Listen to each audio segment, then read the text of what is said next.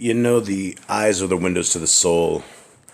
And the subject we're going to be talking about here is demons.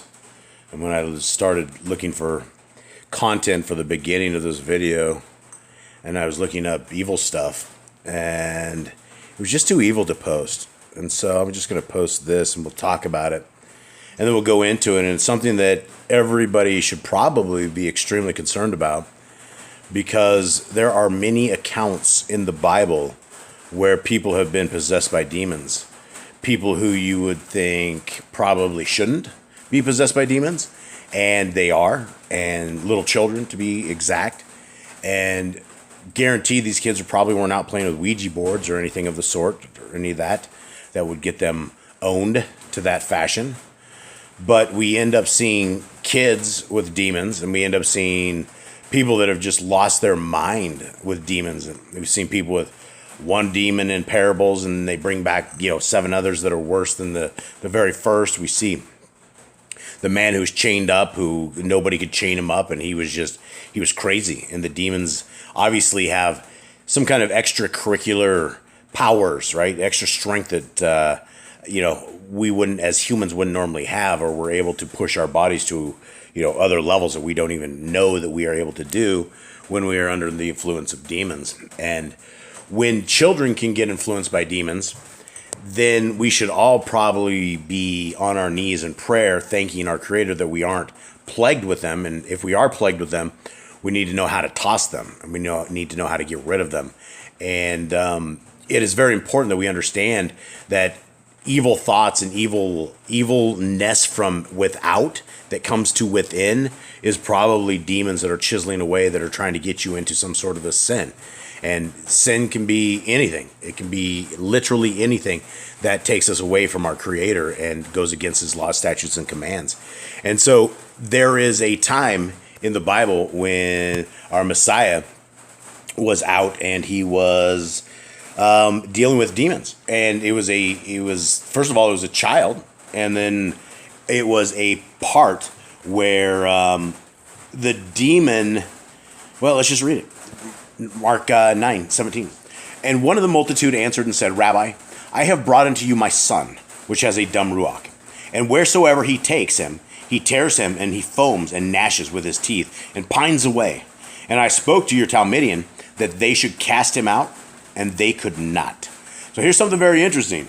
And something we must all understand is that we are, to a degree, we have the power and authority to toss demons, right? First of all, if you don't have the faith in the Mashiach, then you probably do not have the power to toss demons.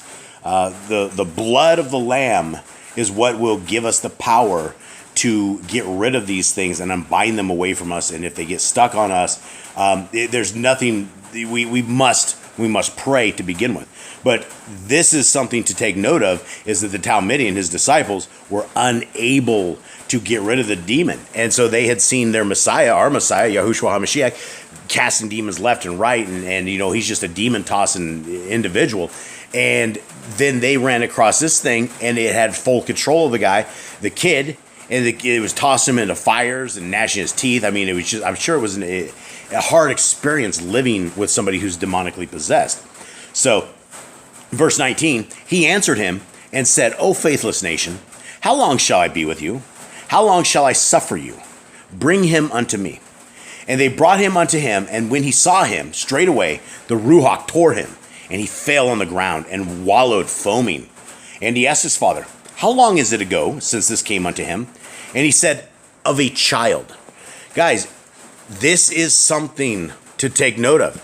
If a demon is able to take control of a child, then a demon is absolutely able to take control of you.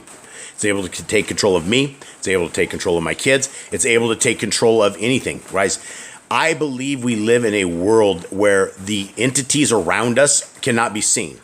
But 33% of the demons and devils fail with Lucifer, right? So we know there are probably millions of angels. So there are absolutely millions of demons that are all around us. And their job is to get us all into the lake of fire and to get us to turn away from our Creator and to plague us, right? They hate humans. So what happens after this? Verse 22. And oft times, and he's talking of the demon, this dad saying this, it is cast him into the fire and into the waters to destroy him. But if you can do anything, have compassion on us and help us. Yahushua said unto him, if you can believe, all things are possible to him that believes. And straightway the father of the child cried out and said with tears, Adonai, I believe. Help my unbelief. When Yahushua saw that the people came running together, he rebuked the foul Ruach, saying unto him, you deaf and dumb Ruach, I charge you, come out of him, and enter no more into him. And the Ruach cried and rent him sore, and came out of him, and he was as one dead, so much so that many said he is dead. But Yahushua took him by the hand and lifted him up, and he arose. And when he was come into the house, his Talmidian asked him privately, why could not we cast him out? And he said unto them, this kind can come forth by nothing but prayer and fasting.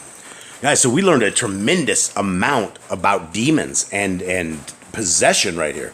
We know that possession and demons can get into children, which ultimately means that if it's able to get into a child, why wouldn't it be able to get into us?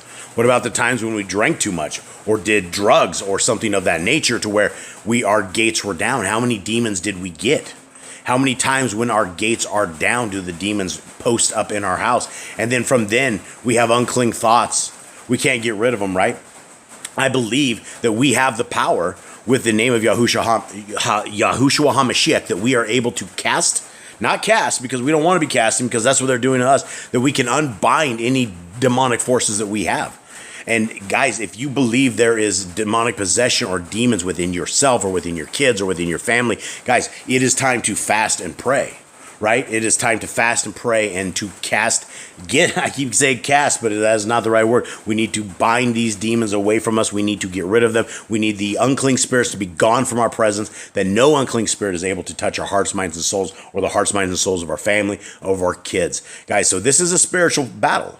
This is a completely spiritual battle, and you must have your guard up. And that is why when we need our guard up, the guard up only comes from the Word of God. It only comes from reading the law, statutes, and commands of our Creator and having this power, right? If you are able to emulate the faith of the prophets and the faith of the people of our Creator prior to the Messiah, that's what we should be doing. We should be having faith that is just so great that when the power of the Messiah comes and we can use the blood and plead the blood, right? And we are able to use that in the name of Yahushua HaMashiach. I demand all unclean spirits to be gone. Father Yah, please help us all. Guys, much love to y'all. I'm out.